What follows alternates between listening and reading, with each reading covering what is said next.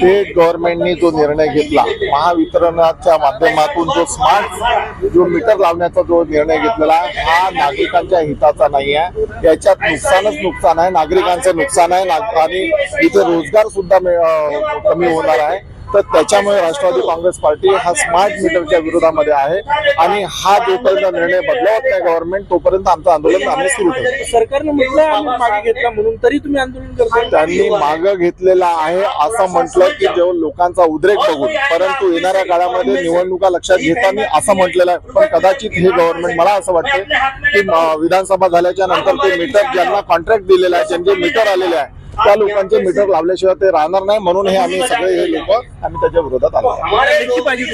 आम्हाला बिलकुल गव्हर्नमेंट कडनं लेखी पाहिजे की भविष्यामध्ये कधीही स्मार्ट मीटर लावणार नाही। इच्छा महाराष्ट्रातला ज्या रोजगार आहे तो हिरावून घेऊ नये, याच्यासाठी आम्ही कार्यरत आहोत।